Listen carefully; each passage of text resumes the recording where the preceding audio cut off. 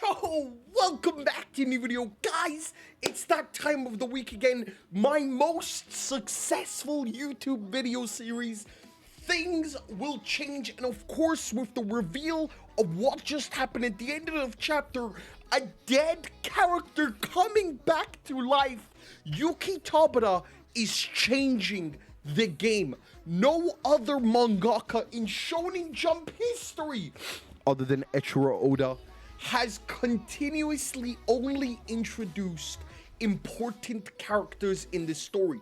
Apart from Oda and Tabata, they stand so far ahead of the rest of the curve.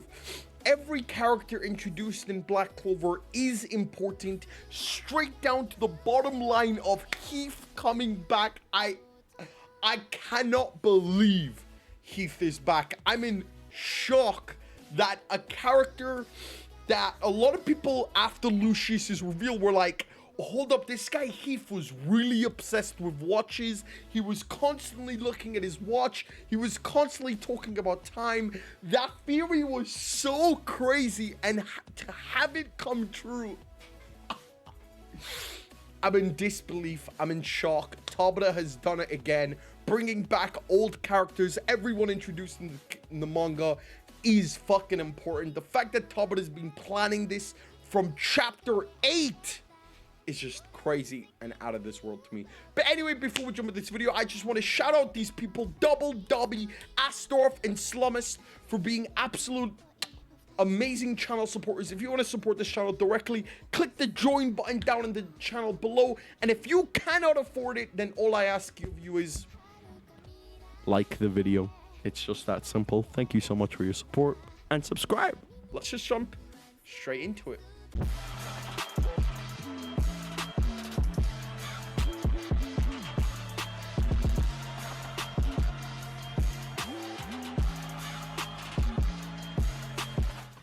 Yo, jumping straight into it, I think it's obvious where we're gonna start. I mean, there's no other place to start.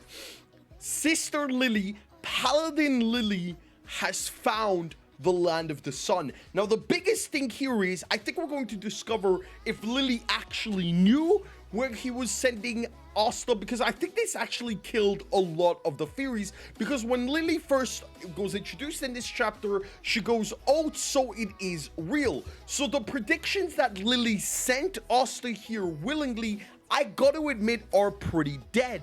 I genuinely believe Lily did intend to kill Asta, and after the wound he dealt on Asta, the fact that they had to escape very shortly afterwards, because remember, all of this happened basically within the span of like 30 to 45 seconds. It's just the manga is obviously, it's not obvious, because every week we had to wait for a chapter, but from Lucius's introduction to Asta getting killed is probably about 45 to a minute, maybe 2 minutes at best, because all of the captains were there at the conference, and by the time they made it there, Lucius would already peace.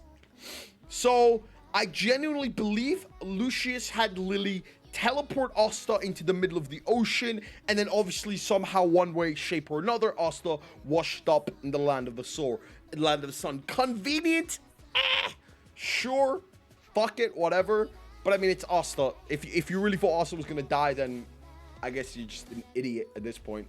But anyway, apart from Sister Lily, we have a brand new person. It looks like a girl, I want to say, but I don't know. Looks like a girl. Looks like a baddie if it is a girl. I know, I'm down horrific. 2 new angels. We don't know the one on the left, but the one on the right, ladies and gentlemen, it is Heath. Yuki Tabata has resurrected Heath.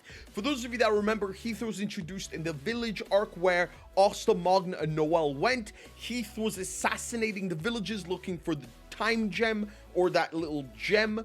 I can't exactly remember what those gems were called, but they were used in the Elf arc, so a lot of people thought that Heath was working for Patri, but if you remember, they brought that gem to Lucius anyway, so at the end of the day, it's now, I guess, revealed that Heath is working for Lucius. It is literally Heath. He's got the 3 belts, the scar in his eyes.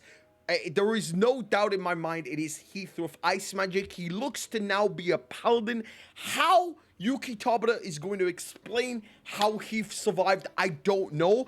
Asta finally coming up again against Heath is gonna be crazy, because the last time these two met, Asta was really mad that Heath threw away his life, and Asta questioned what does he think a life is worth. I think that was a really good moment. It does kind of, you know, dead characters coming back to life, but at the end of the day, I don't fucking care. I'm in it. I want to see what Tabata is planned.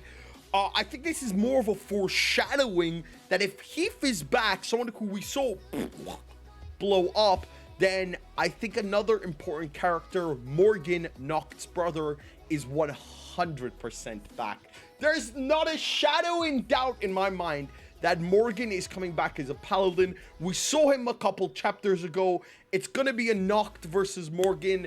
Noct freeing his brother's soul from I can't remember the devil's name, Lucifugus I think it was. So I'm really interested to see what the plan is there. Now the last thing I want to talk about before we end this video is Ryu. Ryu is sus. He really is sus.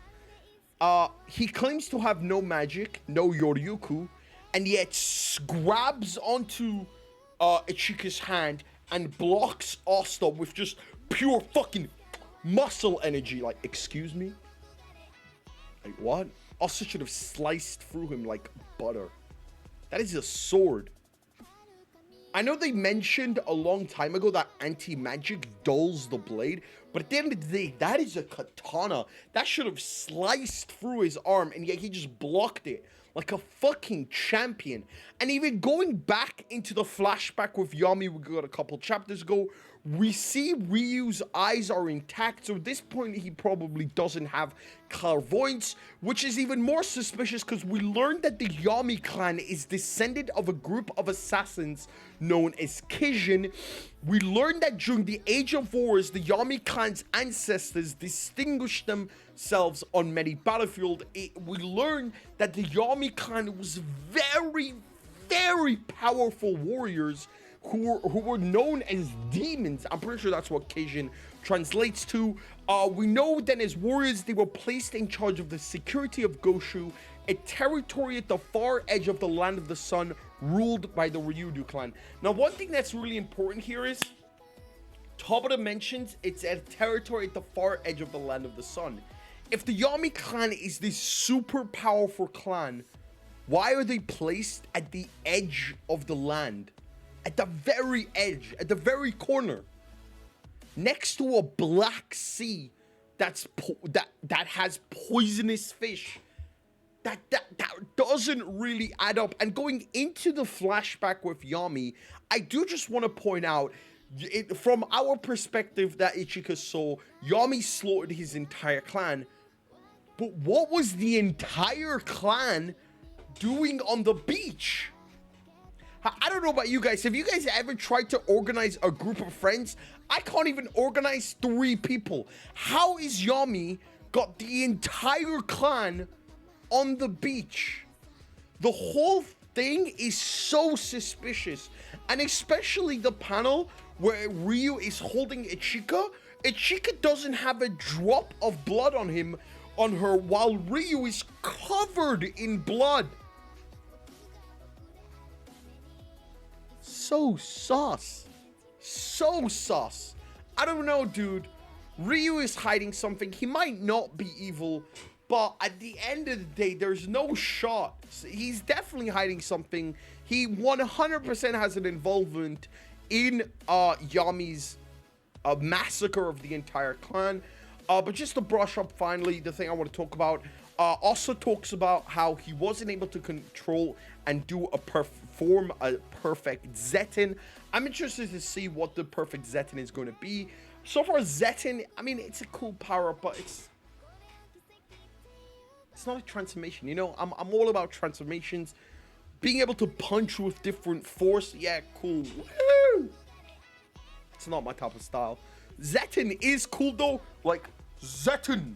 That was kind of cool. So, but like when he just uses it with a sword, it's just a normal sword slash, I guess.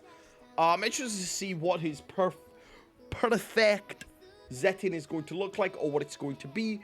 But at the end of the day, if you guys enjoyed this video, guys, don't forget to leave a like, comment, and subscribe. My name is always. Peace.